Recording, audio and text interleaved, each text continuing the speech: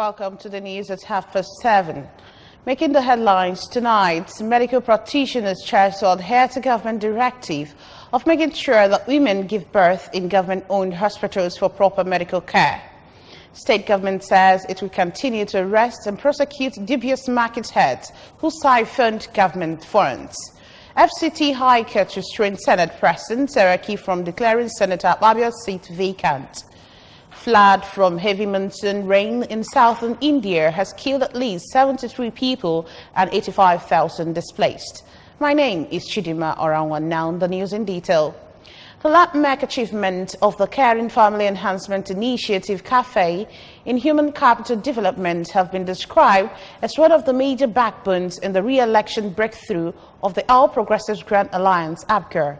The description followed observations made by speakers during the ongoing community empowerment tour of the governor's wife, Chief Mrs. Abela Chukwuobiano at Nteje, Oyi Council headquarters. Correspondent Daniel Ezigwe tells us more. Cheering up the jubilant crowd on arrival at the venue, Chief Mrs. Obiano, who spoke exhaustively concerning issues of healthcare, human empowerment and social welfare, urged widows, youths and the less privileged to enroll in the CAFE skills acquisition trainings and acquire the primary skills for entrepreneurial growth. The governor's wife also urged local medical practitioners to adhere to the directive by the state government that women who are due for childbirth should be directed to government-owned hospitals for proper and professional medical care.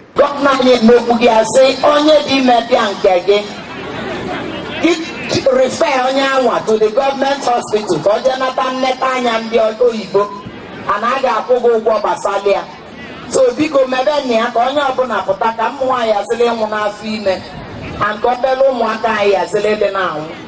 In their separate remarks, the Commissioner for Transport, Chief Uchenna Okafo, and the member representing Oyi at the State House of Assembly, Honorable Vivian Okadibo, said the present government, through clear-cut ideologies, has satisfied the wishes of Anambra, adding that Chief Mrs. Obiano's performance puts her on dual pedestal of service to God and humanity. Welcoming the governor's wife, the Transition Committee Chairman of the Council, Engineer Anambra, said the sustained momentum of the CAFE implementation across the vulnerable and indigent divides in the society has fortified the APGAR blueprints and given the party a solid ground for greatness. I am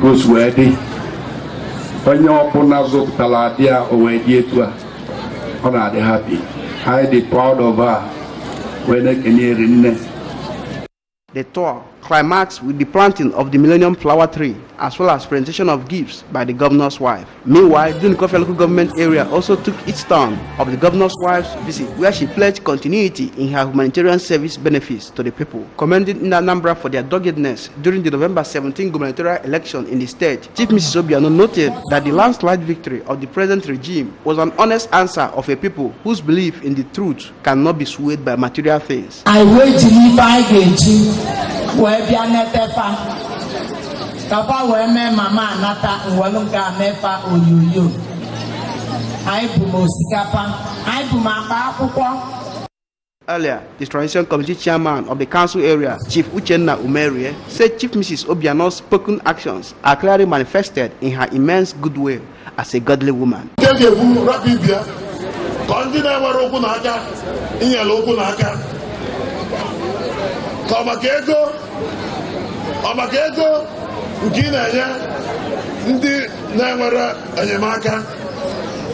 In his remarks, the Chief Whip of the State House of Assembly and member representing Dunukofia constituency, Honorable Lawrence Ezodo, said his constituents have benefited in different areas of the governor's wife's long-standing reforms, pledging that his constituency will avail itself of more from the CAFE dividends. Other government officials who attended the event were the Commissioner for Women, Children and Social Welfare, Lady Ndidi Mezuo, amongst numerous others. Chief Mrs. Obiano also presented gifts in the form of wrappers, bags of rice, exercise books, school bags, mask sets, as well as cash to the widows, aged women, children and the physically challenged, drawn from each of the 6 towns that make up the council area. From the Dunukofia Council headquarters, Daniel Ezigwe, ABS News. The State Commissioner for Health, Dr. Joe Akabike, has flagged a free medical outreach for the people of Awka South constituency 1. The ongoing free medical outreach, which will last for 7 days, is flagged off at Umuzoche Hall, Awka, and sponsored by Dr. Nnamdi Okafor, representing Awka South 1 constituency House of Assembly. Correspondent Chukwemeka Modolum was there and now reports. Kicking off the program, Dr. Akabike reaffirmed the commitment of the present administration under Governor Willie Obiano to partner relevant stakeholders in the health sector with a view to providing quality health care to the people of the state at affordable rate.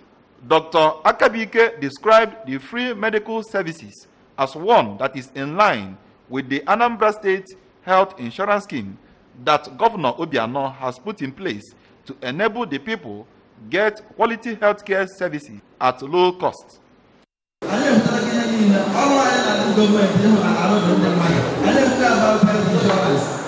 the work I've done, even though to Anambra, I can never instead of 9 days, we'll all go sell by even 9 days. No, all gone on, mental health insurance. Only I know you are going to be the man who got the so now I like it.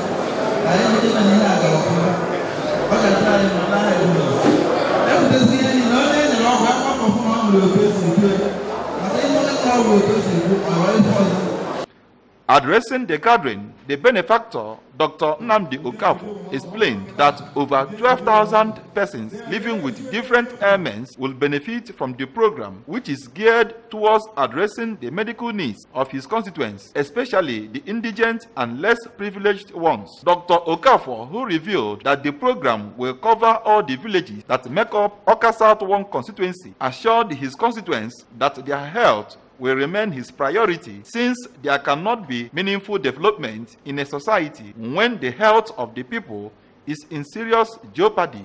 Ready, it is something that I've promised my people as part of my campaign in 2015, and I'm happy to be fulfilling that today. I know I've done a very minor one in the past, and today, as you can testify, it turned out to be very big.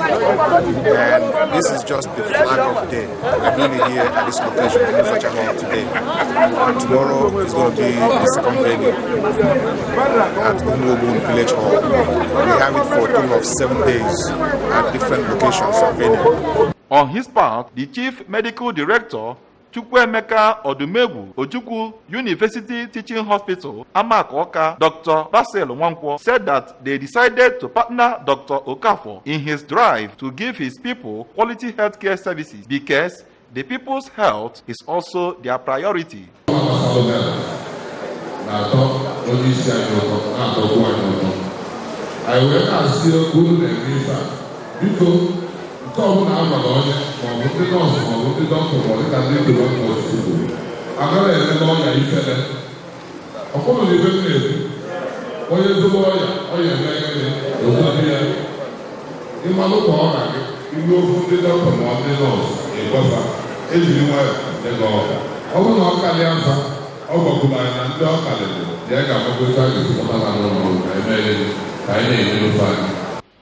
In his remarks, the member representing Agwata Constituency 2 in the State House of Assembly, Chief Ikem Uzezie, commended Dr. Okafor for his intervention on the health needs of his constituents through the provision of drugs and free Medicare, describing him as a good leader. In an interview, some of the beneficiaries, Mrs. Francisca Okoye and Mr. Oyoka Nwanwu, expressed their happiness over the lawmaker's gesture, even as they prayed God to reward him for his wonderful concern for the needy. In Awka, Chukwemeka Modolum, ABS News. The state government says it will continue to arrest and prosecute dubious market heads who siphon government funds into their private pockets until sanity is brought into the system. The Commissioner for Trade, Commerce and Industry, Anambra Keystone Madibuko, stated this when he visited Stockfish International Market on Onitsha. Correspondent Emmanuel Konkwo filed on the report. Honorable Madubuko, who noted that the diversion of public funds into private pockets by market leaders has seriously affected the state's economy and government's productivity negatively, warned market heads in the state against such acts to save themselves from consequences that await anybody found wanting in that regard. The commissioner during the visit rated the Stockfish International Market high in cleanliness as well as in cooperation and unity among traders, urging other markets to emulate them. Reacting to the complaints laid by the traders that the state government has not been carrying them along in the scheme of things, Honorable Madubuko, who described the Obiano-led administration as government for all, assured them that henceforth the government will always support them and ensure that they receive everything that is due to them as long as they remain law-abiding. Proud of this place. I just visited to see the executive because I've been hearing of the good job they have been doing. I'm now here seeing things myself, and I am impressed that people organize themselves to build this kind of system. And they also complain that the government's presence is lacking. And I do know from henceforth government effort, government presence must be represented in this market. For all the markets I have visited, this is the cleanest. I'm commending them, and I want them to keep it up. And I'm saying it again, anybody found wanting in his position as a market leader, he should either resign or we get him to jail. Speaking earlier, the President General of the market, Mr. Celestine Ezewulu, who could not hide his happiness on the commissioner's visit, thanked him for deeming it fit to visit the market and assured him the traders' support as well as their prompt payments of their taxes and levies. Mr. Ezewulu used the opportunity to call on the state government to come to their aid in some of the challenges facing them in the market, which include electricity, transformer, security van, as well as pedestrian bridge at the front of the market for easy crossing by pedestrians. So we want to draw the attention of government to come to our aid because a lot of things have been lacking. This market was built under European standard, and we want other markets to see if they can come up with this kind of idea. I know it's a very hard one. But if somebody can come, all these things can make Anambra State move faster because we believe that government is tagging that Anambra State will look like Japan of Africa. We have started it here. This is Japan of Stockfish. So anything can be, somebody can come here and see things by himself. On his part, the immediate past President General of the market, Mr. Tony Muoka, while regretting the poor relationship between the state governments and the market before now, expressed hope of positive change and better experiences under the present commissioner. We